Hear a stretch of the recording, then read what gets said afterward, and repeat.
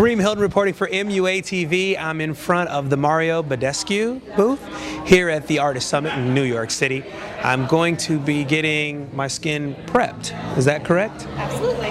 Why don't you introduce yourself to the viewing audience? I'm Nicole from Mario Blasco Skincare, and we're going to prep your skin for makeup today. Alrighty. You think I'm in good hands? I hope so. Of course you're in good hands. So prepping the skin is obviously really important because you're creating the canvas that the makeup will go on. It's also a really good time for a makeup artist to kind of feel the skin to see if you're working with any type of textural differences. Some people are oily in some spots, dry in others. You can feel where the skin is dry and flaky, and so that you know you have to compensate with your skincare to kind of make a more even texture before you put makeup on, and you'll get a better end result as far as texture is concerned. So what I'll do first is use a toner. Do you have anything on your face now? Soap and water, I believe. So we'll start with a toner to kind of remove any excess dirt and oil from the skin. So this is a seaweed cleansing lotion. It's really good for most skin types, especially combination. And for a man, this is actually important. If somebody has beard, what you want to do is completely saturate the cotton. Otherwise, you'll get little bits of cotton stuck in the hairs. So this is a good way to kind of avoid that from happening. So we'll just lightly go over the skin. It's also good to go with the grain of the hair.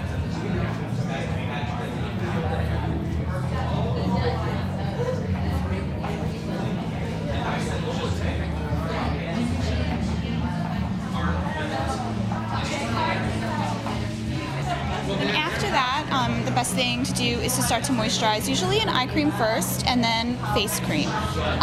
We'll use the hyaluronic eye cream. It's good to feel your skincare first before you use it. Know the skincare that you have in your kit. That way you know how it's going to be absorbed by the skin. I like this one because I feel like it sits really well under makeup. An eye cream can just be applied right to where the cheekbone is because it naturally migrates to where it needs to be. You just want to make sure that none of the product is visible on the skin, that it's blended in enough, and then it'll absorb on its own. And then after that, you just want to apply moisturizer to the rest of the face. So this is a lightweight moisturizer with a little bit of SPF. It's good to keep that in mind, especially if you're working outdoors. Otherwise, it might not be completely necessary. And you want something that'll moisturize without being too shiny because you don't want it to dissolve the product that you put on top of it if you're going to use product on top of it. And there you go. Now you're all ready for your makeup. Thank you. There you have it. Nicole took good care of me. That's the very, very, very first step to getting done at the Artist Summit in New York City. Kareem Hilton reporting live from the Artist Summit downtown New York City for MUA TV. We're actually standing in front of the Powder Group's 9x9 booth, and I saw you glancing over there at some of those products, huh? I am. I got an email about it, and it was one of the first things I wanted to look at. Okay. Besides Billy B Beauty. Okay. Now, how long have you been in the makeup field? About 6 years professionally, but always. Oh yeah. You know, always dabbing in there. When did you know that this is what you wanted to do for a living? I think I always knew, but I geared to something else years before. I went to school for accounting and did all of that. And then practical things. Yes, and then realized that this is what I wanted. So I moved on to the next thing at a later age. So hey, it's never too late. Exactly. Now it's like you're not even working when you're doing something you love doing, right? Yes, yes, and it's very exciting. Anybody notable that we should maybe mention that you've done makeup for? Any No, stars, not really. any celebrities? Not yet. Not yet. That's why we're here this weekend. Yes. You're networking, rubbing some elbows. Yes. Okay. Want to meet Billy B. That's who you want to meet, is Billy B. I met him at the makeup show a couple of years ago. Oh, okay. So, you know, we keep in touch, but I haven't seen him. So. Now, you're obviously based here in New York, right? Yes. I hear the accent. Have you gotten a chance to go out to the West Coast, maybe down to Florida? Yes, I go to California a lot. Okay. And Vegas. Cool. So, cool. yeah. And anytime I get a chance to get anything done over there, I do it. No, I don't have any clients that are like steady clients, but whenever I'm going down there, I leave it on my website and I get called by photographers and stuff like that. Now, what is that website? www.girlcanpaint.com. Girl Can Paint? Yes. I like it. I like it. MUATV, www.girlcanpaint. I'm assuming you're the girl. Yes, I'm the girl. And I'm assuming you can paint. I can paint. All righty. And these products are going to help you out here, I'm yes, assuming. thank you. Thank you. Kareem Hilton broadcasting live for MUATV. We're here at the Artist Summit, New York City, Manhattan, the bright lights. I tell you, it's been a 2-day event, and the first day I've pretty much spent trying to track this guy down. Mr. Popularity here, why don't you introduce yourself to the viewing audience? Sorry about that. My name is Greg Hubbard, and I am the lead artist here with the Powder Group. And how long have you been in the line of doing makeup? In the line of makeup for about, I just celebrated 7 years, my 7-year anniversary. Okay. And I know that we caught a little bit of your workshop upstairs today, right? Makeup 101. Makeup 101, is that what it was? Yeah, definitely, Makeup 101. And what was the 3 most principles that you stood out? I think the first of all is helping like the newer makeup artists develop the confidence to be able to do makeup. Okay. Secondly is to help the makeup artist who's currently working to give them more inspiration to continue and maybe re-examine some of their like philosophies and principles about makeup. And I think thirdly, I think just to have fun. Right. To really, really enjoy yourself and really celebrate makeup. So that's basically you were in charge of bringing us back to the basics. Back to the basics, definitely. Kind of why those of us who chose this line of work decided to get into it in the first place? Definitely. And I think that what happens is we oftentimes get caught up in the trends and the bells and the whistles and all these things that are going on. And really, when you go back to the basics, you really understand that the basics are just really, really phenomenal. And that's really the foundation from which everything else will rest upon. Now, you spoke of the experience. Can you share what that is in detail? I mean, at the end of the day, I could probably find anyone to do my makeup. When I talked about creating the makeup experience. Absolutely. I think that what happens is that you really, really want to create an experience for the person that you're doing makeup with, whether it's at a cosmetic counter or whether you're going into her home and she's hired you to do makeup for a red carpet event or for a wedding. You really want to create an experience that's very special and personable to make her feel that the experience that she's having is worth the fee that you've charged her to do her makeup. Okay, now let's talk fees now, because nobody likes to work for free. Exactly. What's the difference between those that just get by as a makeup artist versus those on the top end who can pretty much charge what they want? You know, I think the difference between those who gets by and those who really are at the, doing their A game, I think is perseverance. Okay. Perseverance, dedication, and I think the third one is just a drive. You know, some people are just really comfortable with just enough. You know, and other people are like, you know what, just enough was never enough. Right. I second that one. Because if it weren't for perseverance, you guys probably wouldn't even have a chance to hear what we're talking about now. When I say I've spent the entire day tracking this guy down, I mean the entire day. And you know, I would have to say that I bet your readers, your viewers wouldn't be here watching us if they didn't have perseverance. If they didn't have a drive, they didn't want to know more and to really understand it and embrace it in a way for it to make sense for them. Absolutely. Now, on day number 2, what can we expect? Day number 2, I'm doing one class on essential eyes, and I'm doing 2 seminars, one on essential etiquette. Okay. And what essential etiquette is the correct etiquette that you have on a set. Whether you go into someone's home again to do makeup, or you're at a photo shoot, or anywhere you go where you're hired to do makeup. It's the way to know how to act and behave and what's expected of you. Because I always say that the most important thing for a job is to be invited back. Right. And so my second class is going to be mastering retail, how to be able to use the retail environment to really grow and thrive your business, to be able to bounce into retail, do it, earn the money, further your career, and then let that be the springboard for other opportunities for you. So kind of a crash course in marketing almost. A little bit, yeah, definitely. Because I think most major makeup artists that you talk to will have an experience in retail. Okay. Well, I appreciate it. Thank you for joining us today. We look forward to the crash course tomorrow, and hopefully we can get you at the beginning of the day. I hope so too. All righty. Thank you much. Yeah, thank you so much. All right now. Introduce yourself to the viewers, please. I'm Lisa Rakia. I'm a makeup artist for Naked Cosmetics. And how long have you been with the company? About 4 years. Oh, 4 years, yeah. Cool. And what prompted you guys to come and take part in the weekend's festivities? Well, this is just a really nice forum for makeup artists. So, we are a to the industry only line. So it just makes it's nice to be a part of something like this, something new, and be able to show what it is that we have and what we do. Are you guys based here in New York? No, actually in Florida. Okay, so it's cool to be able to take that trip then and kind of exchange secrets with everybody. Right, right. I see you've got a lot of different colors here laid out, right? Yeah, these are actually all 100% pigment. So, okay. What makes these a little bit different is there are no waxes or fillers. So being a pure pigment, you can really do anything with the colors. You can use them just as they are. So my hand is from a demonstration I was doing earlier.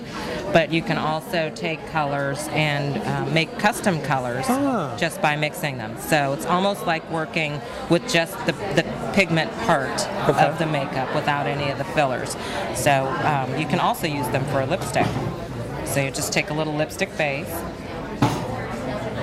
and again mix it, with whichever pigment you want to use, and you've got a lipstick. So because there's no waxes or fillers, it's non-allergenic, people are not going to have the same reactions that they might have to other fillers and waxes. Okay, I was just about to ask you how they came up with the name, but that basically, it's stripped down. It's stripped of in its all purest the bad form. stuff, yes. That's really cool. Stripped of all those things that really aren't so healthy on our skin. But which is great, but again, from an artist standpoint, it means that you are not limited in your creativity, and to me that's very important as well. Now, on a personal note, when did you realize that you weren't just working in makeup, you were actually performing as an artist? When did that realization? Always. I mean, as an artist, I think you think outside the box a little bit, and it's always about being a little bit different and doing something a little bit cooler. And so, this was great because it allowed me to do what I'd always wanted to do, but been limited with other products. So, what were you doing before you got into makeup? I've been in makeup well over 20 years. So, Really?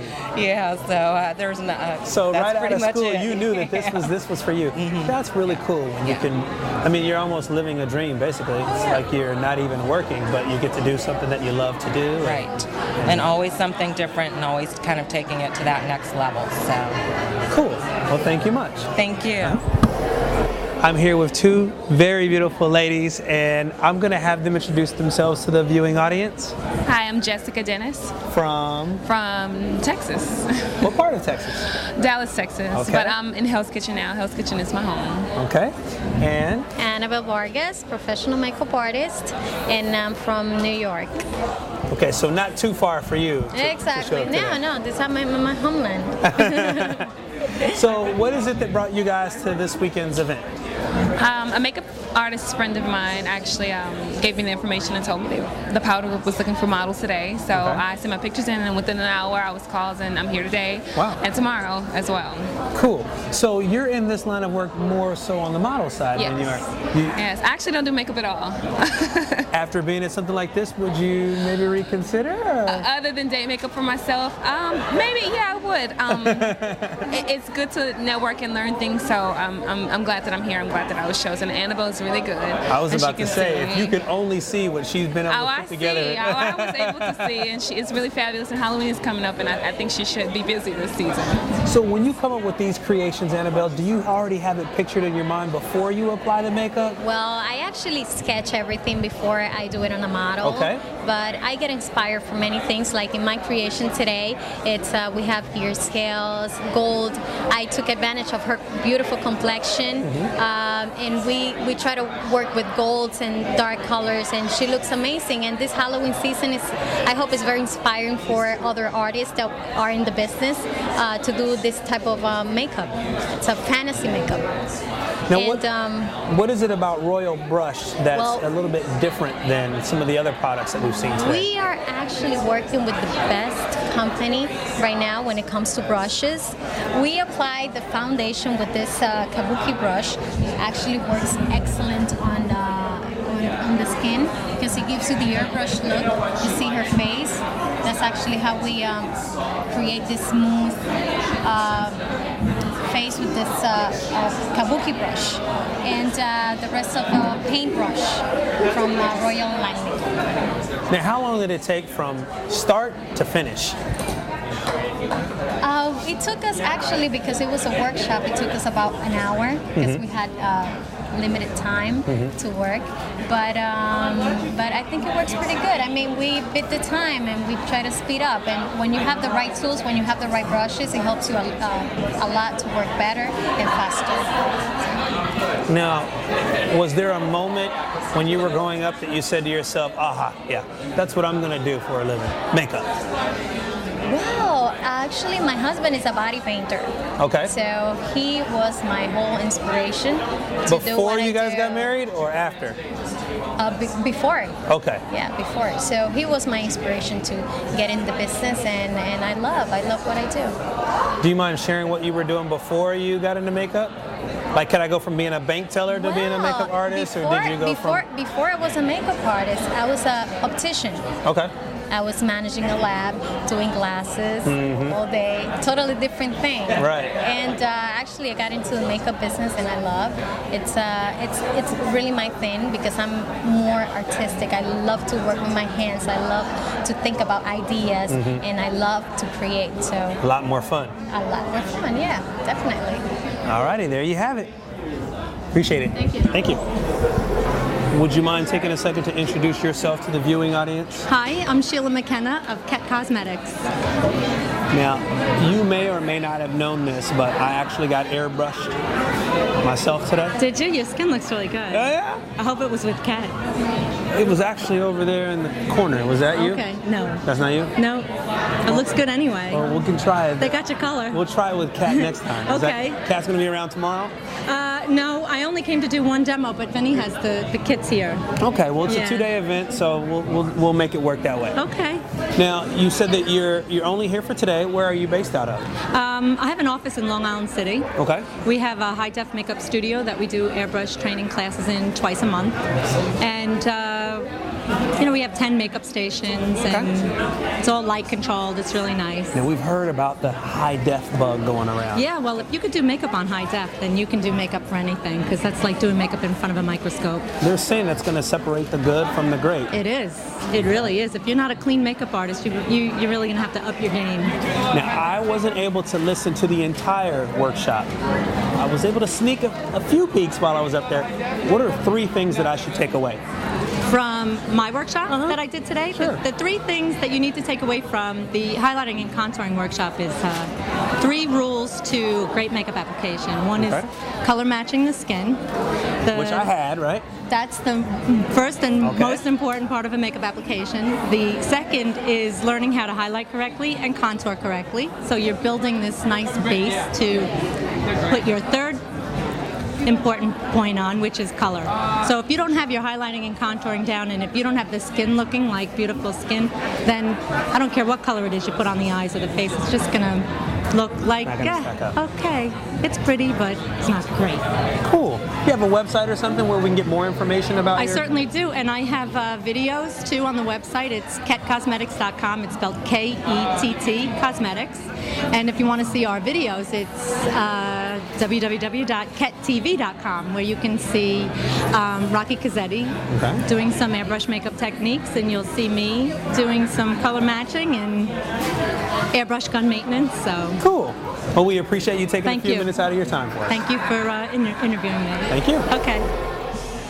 So when I talk about visual research, actually many people have their own way of researching and getting ideas. I'm sure you have your own way. My way usually is going through books. Sometimes I can take the texture of the cover or the pattern of a cover and take one element and interpret it into an idea. One book which I love It's this Ernest Appel. Have you heard of him? Yeah? I think it's German. So if you look at that book, you have many, it's very rich in terms of information. It's sea creatures, sharks, etc. But if you analyze, if you focus, you can see every single shape, lines. It's very, very rich in terms of texture, and it can give you a lot of ideas. Okay?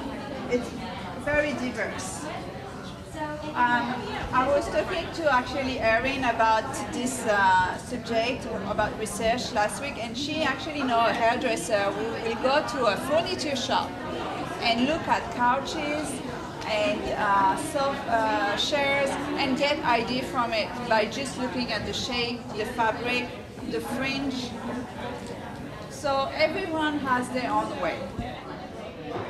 So really, the point of the demo is really, as a makeup artist, trying to bring difference, and in terms of products, in terms of texture, shape, etc., etc.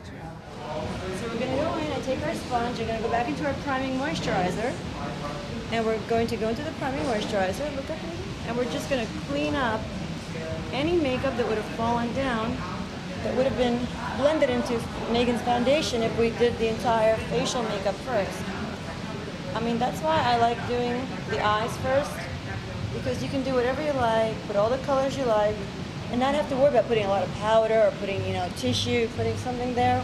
Why? You're double moisturizing in the area, and you get to clean up. And you don't have a whole lot of powder, because now with HD, you can't afford to have layers and layers of powder anywhere. So we're going to take a little bit of the anti-shine and the back of the sponge, and we're just going to use it in areas that we need. You see, right by the nose, just to get rid of. This is the area where she might have a tendency to be a little more shiny. A little bit here by her cheeks, down here by her chin, and a little bit by the forehead. And this is the area where people have a tendency to have more of a shine. And instead of having to powder them a lot, you can just put sometimes a little bit of anti-shine. And especially if you're doing somebody who's young or who has really good skin and you don't want to put makeup on, all you need is a little anti-shine. It's great for men who are bald, you just put a little bit. And if you're not sure also between the light medium to the medium dark, because they're toned, sometimes a man can be maybe your skin like a medium tone. You can use the darker tone anti-shine, and it would act the same way as a tinted moisturizer, like a tinted anti-shine. So it'll give them some color, some warmth, and a nice tint. Having a little bottle and having water and a sponge is the best thing you can do, because you can take any one of your foundations, concealers, and take them from full coverage to really, really sheer coverage. So this thing was off, right, the entire time. And see, now it gets dry. Give it 2 seconds. You can shake it or not even, but you get all the liquid right back. It's one of my favorite things. You cleaned up so quickly. And once it dries, it's waterproof. I'm not going to waste any more baby wipes. Okay, so this is the medium. I am doing things a little bit in reverse of the way we've been taught. We've been taught to use the lighter colors in the T-zone. I do things a little differently. I'll explain why. The T-zone, this area of our cheeks, is usually where we're going to have the blush, right? So why would I want to lighten it and then darken it? Doesn't make any sense. This area is the area where most of us would have our acne or discoloration or issues with our skin, would be around the blush area. And I'm going to show you now how to create the flawless look and contour all in one step. Okay, I'm going to use the darker of the colors in the blush area. So again, darker, lighter, the light, and the dark. But I'm going to take my sponge and mix them all together. But even those little subtle placements are going to make a difference.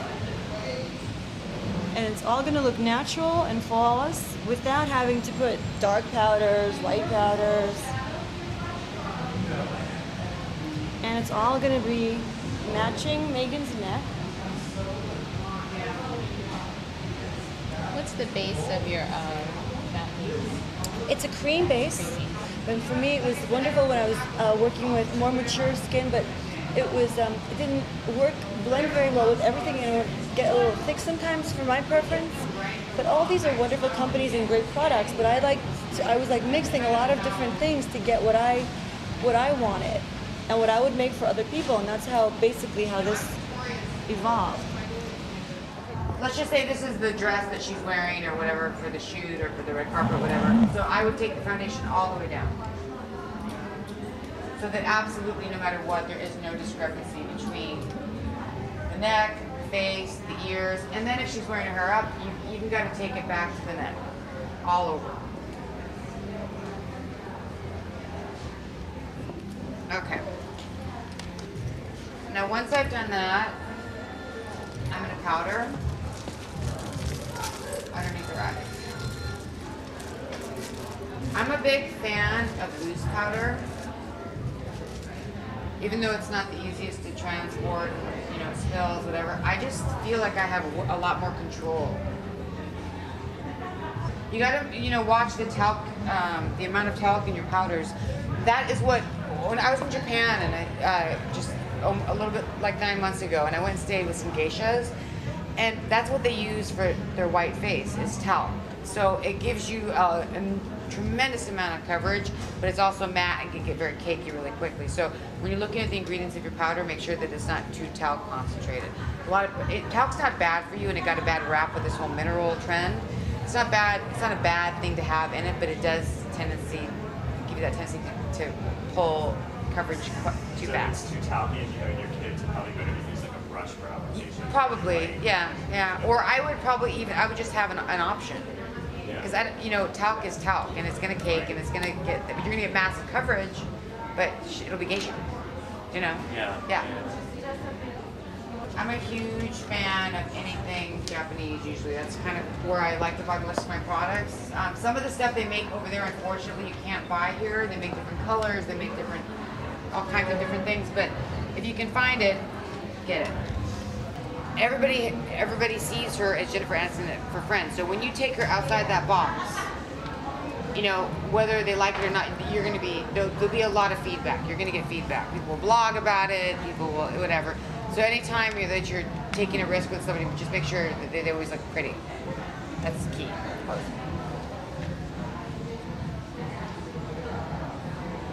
So I'm in love with obsessive compulsive. Like, I'm obsessed with obsessive compulsive.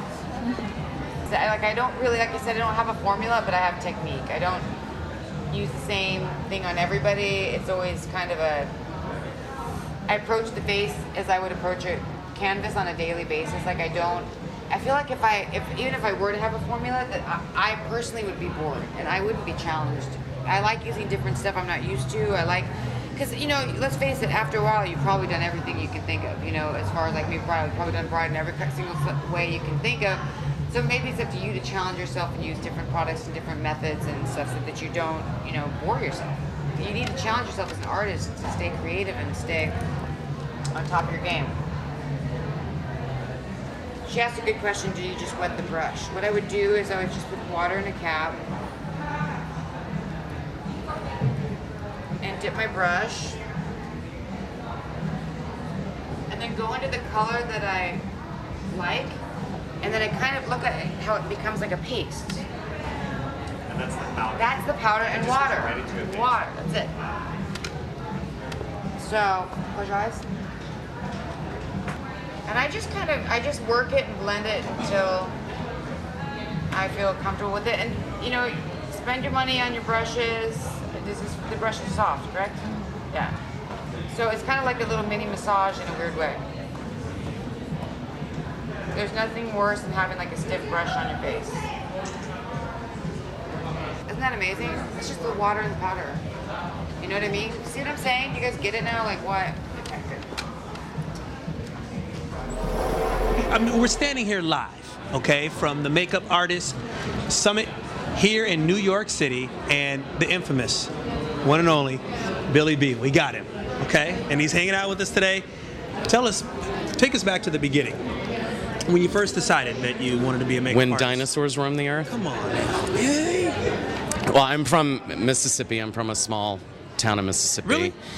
Didn't have any aspirations to be a makeup artist, and sort of moved to New York and ended up getting a job at Macy's to survive. Right. And they hired me in cosmetics. Okay. I didn't have any experience. I just sort of faked my way through it and was lucky enough to discover a little bit of talent. That's there, really cool. I guess. So that's how it started.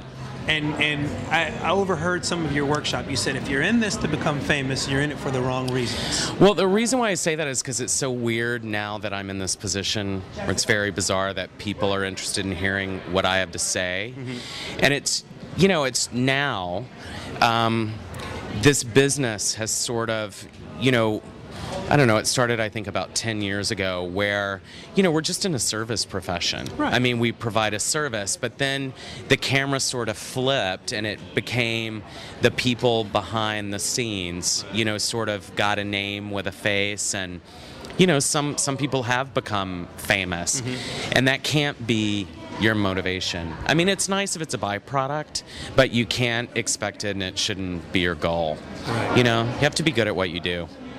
I also overheard you expressing to those that attended the workshop that it was very important that they do what they needed to do in order to get good.